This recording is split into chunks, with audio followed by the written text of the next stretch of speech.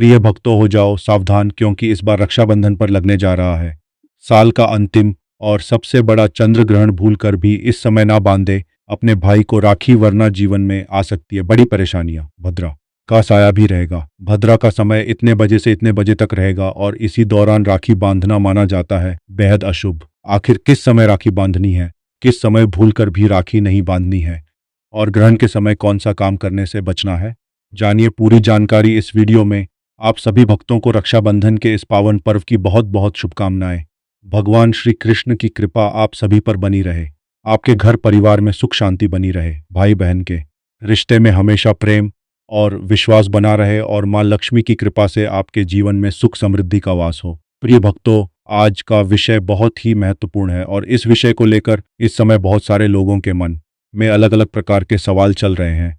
कहीं कोई कह रहा है कि रक्षाबंधन के दिन ग्रहण है, कहीं कोई कह रहा है कि ग्रहण के कारण राखी नहीं बांधी जा सकती, कोई पूछ रहा है कि राखी किस तारीख को बांधनी है, कोई पूछ रहा है कि सूतक कब से लगेगा, कोई पूछ रहा है कि क्या सूतक में भाई की कलाई पर राखी बांधी जा सकती है, कोई जानना चाहता है कि पूर्णिमा का व्रत कब रखा जाएगा, भगवान सत्यनारायण की पूजा किस समय होगी, और अगर किसी जगह पर ग्रहण दिखाई दे रहा है तो वहां रक्षाबंधन किस प्रकार मनाया जाएगा। इसलिए आज की पूरी जानकारी बहुत ध्यान से सुनिएगा, क्योंकि आज हम रक्षाबंधन की तारीख से लेकर पूर्णिमा तिथि, राखी बांधने के समय, ग्रहण की स्थिति, सूतक की मान्यता, सत्यनारायण भगवान की पूजा, पूर्णिमा व्रत और भाई बहन द्वारा किए जाने वाले धार्मिक कार्यों तक की बात बिल्कुल आसान भाषा में करने वाले। सबसे पहले आप सभी से एक छोटी सी प्रार्थना है कि अगर आपको यह जानकारी उपयोगी लगे तो वीडियो को एक बार लाइक जरूर कर दीजिएगा और कमेंट बॉक्स में श्रद्धा से जय श्री कृष्ण जरूर लिखिएगा। भगवान श्री कृष्ण आपके परिवार की हर परेशानी को दूर करें और भाई बहन के इस पवित्र रिश्ते को हमेशा मजबूत बनाए रखें। तो आइए भक्तों, सबसे पहले उस सवाल का जवाब जानते हैं जो इस समय सबसे ज्यादा पूछा जा रहा है कि आखिर रक्षाबंधन 2025 में किस तारीख को मनाया जाएगा। देखिए, रक्षाबंधन का पर्व श्रावण मास की पूर्णिमा तिथि को मनाया जाता है।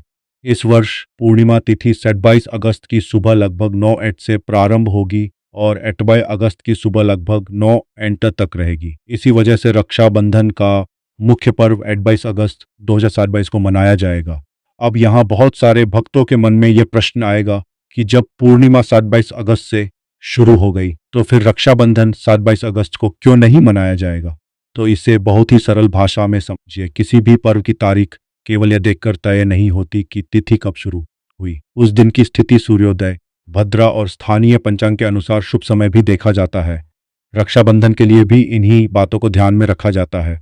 इसलिए इस वर्ष रक्षाबंधन 28 अगस्त को मनाया जाएगा। अब इसी के साथ एक और महत्वपूर्ण बात सामने आती है और वो है ग्रहण। 18 अगस्त 2024 के आसपास चंद्र ग्रहण की खगोलीय घटना होने जा रही है और इसी वजह से लोगों के मन में सबसे ज्यादा भ्रम पैदा हो रहा है। बहुत से लोग सोच रहे हैं कि अगर रक्षाबंधन के दिन ग्रहण है तो क्या रक्षाबंधन का पर्व बदल जाएगा, क्या बहन भाई को राखी नहीं बांध पाएगी, क्या पूर्णिमा का व्रत नहीं रखा जाएगा, और क्या भगवान सत्यनारायण की कथा नहीं हो पाएगी। तो सबसे पहले आपको यह बात समझनी होगी कि ग्रहण का होना और आपके शहर में ग्रहण का दिखाई देना, दोनों बातें एक जैसी नहीं होती हैं। ग्रहण एक खगोलीय घटना है जो पृथ्वी के अलग अलग हिस्सों से अलग अलग प्रकार से दिखाई देती है। किसी स्थान पर पूरा ग्रहण दिखाई दे सकता है, किसी जगह उसका कुछ भाग दिखाई दे सकता है, किसी जगह पर ग्रहण दिखाई ही नहीं देता। इसलिए केवल यह सुन लेना कि 28 अगस्त को चंद्र ग्रहण है और उसके बाद पूरे भारत के लिए एक ही धार्मिक नियम बना देना सही तरीका नहीं है। अपने स्थान की स्थिति और स्थानीय पंचांग को देखना बहुत जरूरी है। अब आइए थोड़ा सरल तरीके से समझते हैं कि चंद्र ग्रहण होता क्या है। आप सभी जानते हैं कि चंद्रमा रात के आकाश में हमें चमकता हुआ दिखाई देता है, लेकिन चंद्रमा अपना प्रकाश स्वयं पैदा नहीं करता। सूर्य का प्रकाश जब चंद्रमा की सतह पर पड़ता है तो हमें चंद्रमा चमकता हुआ दिखाई देता है। अब जब सूर्य, पृथ्वी और चंद्रमा एक ऐसी स्थिति में आ जाते हैं कि पृथ्वी सूर्य और चंद्रमा के बीच आ जाती है और पृथ्वी की छाया चंद्रमा पर पड़ने लगती है, तब चंद्र ग्रहण की स्थिति बनती है। यही वैज्ञानिक रूप से चंद्र ग्रहण है। इसमें कोई रहस्यमय बात नहीं है, बल्कि यह खगोलीय घटना है जिसका अध्ययन वैज्ञानिक वर्षों से करते आ रहे हैं। लेकिन हमारे सनातन धर्म में ग्रहण से जुड़ी धार्मिक मान्यताएं भी बहुत पुरानी है। हमारे यहाँ ग्रहण को राहु और केतु से जुड़ी कथा के माध्यम से समझाया जाता है। समुद्र मंथन कथा में जब देवताओं और असुरों को अमृत प्राप्त हुआ तो भगवान विष्णु ने मोहिनी रूप धारण करके अमृत का वितरण किया। उसी समय एक असुर देवताओं की पंक्ति में जाकर बैठ गया। सूर्यदेव और चंद्रदेव ने उसे पहचान लिया और भगवान विष्णु को बता दिया। भगवान विष्णु ने सुदर्शन चक्र से उसका सिर उसके शरीर से अलग कर दिया, लेकिन तब तक अमृत की बूंद उसके शरीर में पहुंच चुकी थी, इसलिए वह अमर हो गया और उसके सिर को राहु तथा धड़ को केतु के रूप में जाना गया। धार्मिक मान्यता के अनुसार राहु सूर्य और चंद्रमा से शत्रुता रखता और समय समय पर उन्हें ग्रसता है। इसी घटना को ग्रहण से जोड़ा गया है। अब देखिए, विज्ञान ग्रहण को एक खगोलीय घटना बताता है और धर्म इसे अपनी आध्यात्मिक परंपरा और कथा के माध्यम से समझाता है। दोनों को अपने अपने स्थान पर समझना चाहिए। हमें विज्ञान को छोड़ने की जरूरत नहीं है और अपनी परंपरा को भूलने की भी जरूरत नहीं है। विज्ञान हमें यह बताता है कि ग्रहण किस कारण से होता है और धार्मिक परंपराएं हमें यह बताती हैं कि ग्रहण के समय किस प्रकार संयम और साधना की जाती रही है। इसलिए इस विषय को लेकर डरने की बिल्कुल आवश्यकता नहीं है।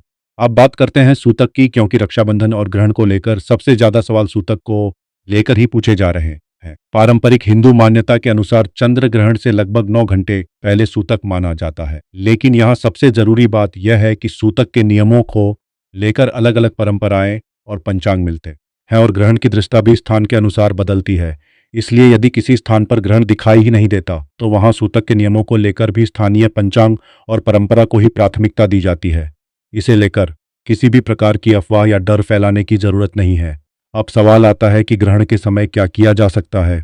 धार्मिक परंपरा में ग्रहण के दौरान सामान्य शुभ कार्य और पूजा पाठ को रोकने की मान्यता रही है, लेकिन भगवान का नाम लेना, मंत्र जाप करना, ध्यान करना और भगवान का स्मरण करना शुभ माना जाता है। इसलिए अगर आपके क्षेत्र में ग्रहण दिखाई देता है और वहां सूतक की धार्मिक मान्यता लागू होती है तो उस समय सामान्य पूजा के बजाय भगवान का ध्यान और मंत्र जाप किया जा सकता है। रक्षाबंधन की और यह सबसे महत्वपूर्ण हिस्सा है। भक्तों, रक्षाबंधन भाई और बहन के प्रेम का पर्व है और इस वर्ष रक्षाबंधन 28 अगस्त को ही मनाया जाएगा। राखी बांधने का सही समय आपके शहर के सूर्योदय और स्थानीय पंचांग के अनुसार थोड़ा अलग हो सकता है। उदाहरण के लिए दिल्ली के पंचांग में 28 अगस्त को राखी बांधने का समय सुबह लगभग 5:55 से 9:40 तक दिया गया है, लेकिन अगर आप किसी दूसरे शहर में रहते हैं तो वहां का समय अलग हो सकता है। इसलिए अपने शहर का पंचांग जरूर देखिए।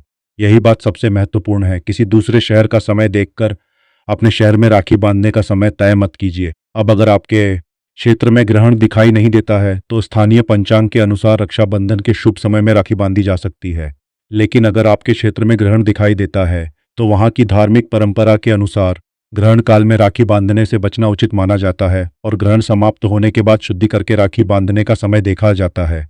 इसीलिए मैं बार बार कह रहा हूं कि केवल यह सुनकर कि 2 अगस्त को ग्रहण है, पूरे भारत के लिए एक ही नियम लागू मत कीजिए। अपने स्थान की स्थिति जरूर देखिए। अब अगर हम रक्षाबंधन की पूजा की बात करें तो इसमें बहुत ज़्यादा कठिन प्रक्रिया नहीं है। बहन को सुबह स्नान करके साफ कपड़े पहनने चाहिए। सबसे पहले अपने घर के पूजा स्थान पर भगवान का स्मरण करना चाहिए। भगवान श्री गणेश का ध्यान करके रक्षाबंधन की थाली तैयार करनी चाहिए। थाली में रोली या कुमकुम, अक्षत, दीपक, मिठाई और राखी रख सकते हैं। भाई को साफ स्थान पर बैठाना है। बहन भाई के माथे पर तिलक लगाए, अक्षत लगाए, फिर आरती करें और उसके बाद भाई की कलाई पर प्रार्थना करनी है कि भगवान उसे स्वस्थ रखें, जीवन में सफलता दें, सभी परेशानियों से बचाएं और उसके जीवन में सुख समृद्धि बनाए रखें। भाई भी अपनी बहन के लिए मन में यही प्रार्थना कर सकते रखें, उसके जीवन में किसी प्रकार की परेशानी ना आए और भाई बहन का रिश्ता हमेशा प्रेम से भरा रहे। अब बहुत सारे लोग यह भी पूछ रहे हैं कि क्या ग्रहण की वजह से इस बार रक्षाबंधन अशुभ हो गया है? तो बिल्कुल नहीं, ऐसा सोचकर डरने की आवश्यकता नहीं है। और धार्मिक परंपरा में इससे जुड़े कुछ नियम हैं, दोनों को अलग अलग समझना चाहिए। आपको केवल अपने स्थान की ग्रहण दृश्यता और स्थानीय पंचांग के अनुसार समय का ध्यान रखना है। अब बात करते हैं पूर्णिमा के व्रत की। 7 अगस्त की सुबह तक रहेगी। जो भक्त पूर्णिमा अगस्त की सुबह तक रहे वे अपने स्थानीय पंचांग के अनुसार व्रत का संकल्प ले सकते हैं। व्रत का अर्थ केवल भूखा रहना नहीं है, भगवान का स्मरण करना और अपने व्यवहार को सात्विक रखना भी है। इसलिए अगर आप किसी कारण से कठोर उपवास नहीं कर सकते तो अपनी क्षमता के अनुसार फलाहार या सात्विक भोजन कर सकते हैं। अपने स्वास्थ्य को नजरअंदाज करके कोई भी सत्यनारायण की पूजा, पूर्णिमा के दिन भगवान सत्यनारायण की कथा करनी है, भगवान भाव देखते हैं। बहुत सारे परिवार इस दिन सत्यनारायण भगवान की पूजा करते हैं, कथा सुनते हैं और क्षेत्र में ग्रहण दिखाई देता है तो पारंपरिक नियमों के अनुसार ग्रहणकाल में सामान्य पूजा स्थगित करके ग्रहण समाप्त होने के बाद स्नान और शुद्धि करके। वहीं अगर आपके क्षेत्र में ग्रहण दिखाई नहीं देता है तो स्थानीय पंचांग के अनुसार सत्यनारायण भगवान की पूजा का समय तय किया जा सकता है। इसीलिए जो लोग सत्यनारायण भगवान की कथा कराने वाले हैं वे पहले अपने शहर का पंचांग जरूर देख लें। अब बात करते हैं चंद्रमा को अर्घ्य देने की। पूर्णिमा के दिन चंद्र दर्शन करके अर्घ्य देने की परंपरा कई परिवारों में है, लेकिन इस बार चंद्र ग्रहण की स्थिति होने के कारण चंद्र अर्घ्य का समय भी आपके स्थान पर चंद्रमा के दिखाई देने और ग्रहण की स्थिति के अनुसार बदल सकता है। इसलिए चंद्र अर्घ्य के लिए भी स्थानीय पंचांग को ही प्राथमिकता दें। अब यहाँ एक बहुत महत्वपूर्ण बात विदेशों में रहने वाले हमारे दर्शकों के लिए है। हमारे बहुत सारे भाई बहन भारत से बाहर रहते हैं। कोई अमेरिका में है, कोई कनाडा में है, कोई ब्रिटेन में है, कोई यूरोप में है, कोई ऑस्ट्रेलिया में है और कोई दूसरे देशों में। तो उनके लिए भारत का समय सीधे लागू नहीं होगा। ग्रहण की दृश्यता हर देश में अलग हो सकती है। इसलिए अगर आप विदेश में रहते हैं तो अपने शहर के हिसाब से ग्रहण की स्थिति और रक्षाबंधन के स्थानीय शुभ समय को जरूर देखिए। भारत में जो समय होगा जरूरी नहीं कि वही समय आपके देश में भी हो। यही कारण है कि ग्रहण के विषय में हमेशा स्थान विशेष को ध्यान में रखना चाहिए। अब अगर हम धार्मिक दृष्टि से ग्रहण के समय की बात करें तो हमारे यहाँ ग्रहण के दौरान भगवान का नाम जपने की परंपरा रही है। आप अपने इष्ट देव का नाम ले सकते हैं, भगवान श्री कृष्ण का नाम ले सकते हैं, यो नमो भगवते वासुदेवाय का जाप कर सकते हैं, महामृत्युंजय मंत्र का जाप कर सकते हैं या फिर केवल राम नाम का स्मरण भी कर सकते हैं। यदि आप किसी मंत्र का जाप नहीं करना चाहते तो शांत मन से भगवान का ध्यान भी कर सकते हैं। ग्रहण को लेकर डरने की जरूरत नहीं है, इसे भगवान के स्मरण का समय मानकर शांत रहना चाहिए। अब ग्रहण समाप्त होने के बाद पारंपरिक रूप से स्नान करने की परंपरा है। घर में साफ सफाई की जाती है, पूजा स्थान को साफ किया जाता है, इसके बाद भगवान की पूजा की जाती है। अगर सत्यनारायण भगवान की पूजा ग्रहण के कारण रोक दी गई है तो स्थानीय पंचांग के अनुसार ग्रहण समाप्त होने के बाद पूजा की जा सकती है। अब यहाँ एक बात मैं खास तौर पर कहना चाहता हूँ और पानी को लेकर सोशल मीडिया पर बहुत सारी बातें वायरल होती रहती हैं। किसी बात को सुनकर डरने की जरूरत नहीं है। अलग अलग परिवारों में अलग अलग परंपराएं हैं। जो लोग व्रत रखते हैं वे अपनी क्षमता के अनुसार रखें और जिन लोगों को स्वास्थ्य कारणों से भोजन या दवा की जरूरत है वे अपने स्वास्थ्य को प्राथमिकता दें। धार्मिक आस्था का उद्देश्य इंसान को परेशान करना नहीं है। अब रक्षाबंधन के दिन की एक और सुंदर परंपरा है कि भाई और बहन एक दूसरे के लिए मंगल कामना करें। आजकल हम बहुत जल्दी जल्दी त्योहार मनाते हैं, फोटो खींची और बात खत्म। लेकिन असली रक्षाबंधन तब होतने और बहन अपने भाई की परेशानी समझे। इस दिन केवल कलाई पर धागा नहीं बांधता बल्कि एक विश्वास जुड़ता है। बहन जब राखी बांधती है तो वह अपने भाई की लंबी उम्र, सुख और सफलता की कामना करती है और भाई अपनी बहन की रक्षा और सम्मान का संकल्प लेता है। इसलिए ग्रहण की चर्चा के बीच इस पर्व की असली भावना को भूलना नहीं है। अब अगर किसी बहन के मन में यह डर है कि ग्रहण की वजह से भाई कोई परेशानी हो जाएगी तो ऐसा सोचकर घबराने की जरूरत नहीं है। आपको केवल अपने शहर का सही समय देखना है। जहां ग्रहण दिखाई नहीं देता वहां स्थानीय पंचांग के अनुसार शुभ समय में राखी बांधी जा सकती है और जहां ग्रहण दिखाई देता है वहां ग्रहण काल से बचकर उचित समय चुना जाना चाहिए। यही बात पूर्णिमा पूजा और सत्यनारायण कथा पर भी लागू होती है। अब एक और सवाल आता है कि क्या सूतक लगने से पहले ही राखी बांध देना बेहतर होगा?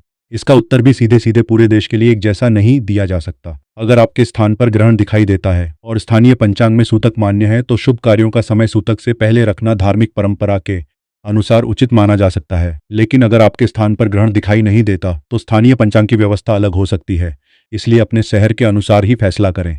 अब यहाँ मैं आपको एक बात और बना चाहता हूँ कि ग्रहण के समय को लेकर इंटरनेट पर कई बार अलग अलग समय दिखाई देता है। ऐसा इसलिए होता है क्योंकि ग्रहण की शुरुआत और समाप्ति का वैश्विक समय अलग होता है और स्थानीय समय अलग।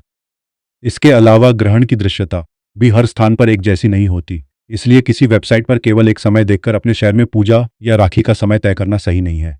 अपने शहर का पंचांग देखना सबसे बेहतर तरीका है।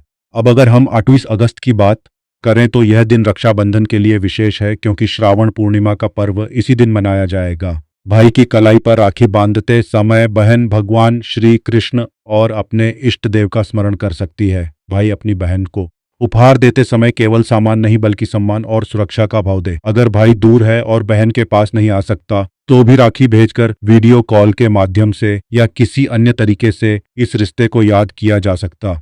पर्व का भाव दूरी से खत्म नहीं होता। अब जो लोग पूर्णिमा के दिन व्रत करते हैं वे सुबह स्नान करके व्रत का संकल्प ले सकते हैं, भगवान विष्णु का स्मरण कर सकते हैं, तुलसी के सामने दीपक जला सकते हैं, जरूरतमंद व्यक्ति को भोजन या अपनी सामर्थ्य के अनुसार दान कर सकते हैं। लेकिन यदि आपके क्षेत्र में ग्रहण से संबंधित कोई विशेष धार्मिक नियम लागू लागू हो तो उस समय के अनुसार पूजा और दान का समय तय करें। अब एक बात बहुत ध्यान से समझिए और फर्क श्रद्धा से किए जाते हैं। इसलिए कोई भी ऐसा दावा कि ग्रहण की वजह से किसी व्यक्ति के जीवन में निश्चित रूप से भारी नुकसान होगा, ऐसी बातों से डरने की जरूरत नहीं है। ग्रहण के बारे में शास्त्रीय मान्यताओं को श्रद्धा से समझिए, लेकिन अंधविश्वास के कारण अपने मन में डर पैदा मत कीजिए। विज्ञान की जानकारी भी रखिए और अपनी धार्मिक परंपरा का सम्मान भी कीजिए। यही अब अगर आप पूछे कि ग्रहण के समय कौन सा मंत्र जाप करना अच्छा रहेगा, तो आप अपनी श्रद्धा के अनुसार भगवान श्री कृष्ण का नाम ले सकते हैं, नमो भगवते वासुदेवाय का जाप कर सकते हैं, महामृत्युंजय मंत्र का जाप कर सकते हैं, भगवान शिव का ध्यान कर सकते हैं, भगवान विष्णु का स्मरण कर सकते हैं। सबसे महत्वपूर्ण बात यह है कि मन शांत हो और किसी के प्रति बुरा विचार ना हो। अब अगर कोई व्यक्ति ग्रहण के समय पूजा नहीं कर सकता तो उसे चिंता करने की जरूरत नहीं है। भगवान का नाम मन में लेना भी भक्ति है। इसलिए अगर मंदिर के पट बंद हो, अगर पूजा का समय ना हो, तब भी आप आंखें बंद करके भगवान को याद कर सकते हैं। भगवान को याद करने के किसी विशेष स्थान की जरूरत नहीं है। अब ग्रहण समाप्त होने के बाद यदि आपके क्षेत्र में सूतक मान्य था तो पारंपरिक रूप से स्नान करके साफ वस्त्र पहने, पूजा स्थान को साफ करें, भगवान को जल अर्पित करें, दीपक जलाएं।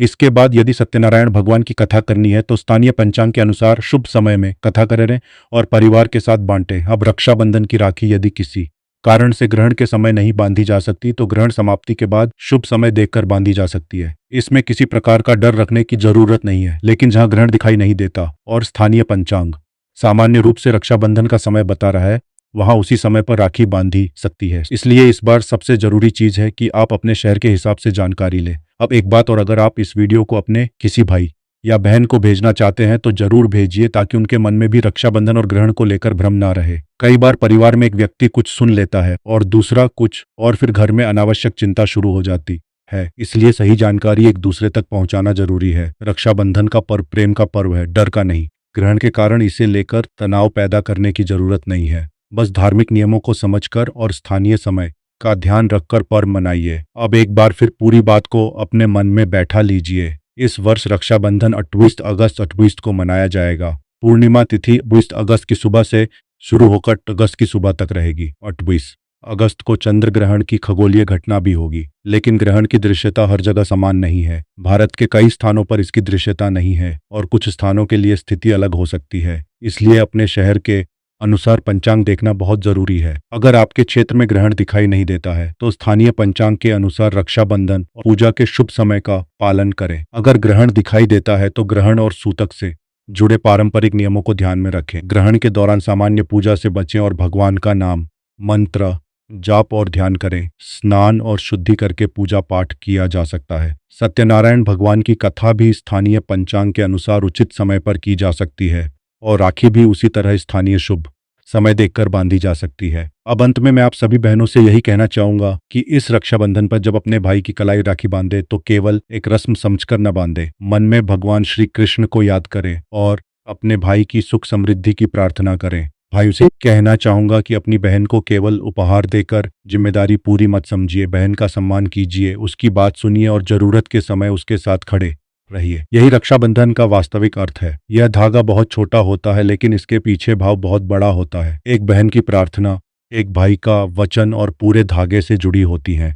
इसलिए इस पर्व को प्रेम से मनाइए। ग्रहण की वजह से डरिए मत। सही जानकारी लीजिए, अपने शहर का पंचांग देखिए और भगवान का स्मरण करते हुए रक्षाबंधन मनाइए। अगर आपके यहाँ ग्रहण दिखाई नहीं देता है तो केवल इस वजह से अपने त्योहार को लेकर चिंता ना करें कि इंटरनेट पर ग्रहण की खबर चल रही है। और अगर आपके यहाँ ग्रहण दिखाई देता है तो स्थानीय धार्मिक नियमों के अनुसार शुभ समय चुनिए। यही सबसे सरल और सही तरीका है। भगवान श्री कृष्ण आप सभी की रक्षा करें। भगवान विष्णु आपके परिवार में सुख समृद्धि बनाए रखें। माँ लक्ष्मी आपके घर में धन धान्य की कमी ना होने दे। भगवान शिव आपके परिवार से सभी संकट दूर करें और भाई बहन के रिश्ते में हमेशा प्रेम, विश्वास और अपनापन बना रहे। इस रक्षाबंधन पर हर बहन के भाई की भी प्रेम की राखी बंधे। हर भाई अपनी बहन की खुशी का ध्यान रखें और हर घर में हंसी खुशी का वातावरण बना रहे। आप सभी को रक्षाबंधन की बहुत बहुत शुभकामनाएं। भगवान श्री कृष्ण की कृपा आप सभी पर बनी रहे। जय श्री कृष्णा।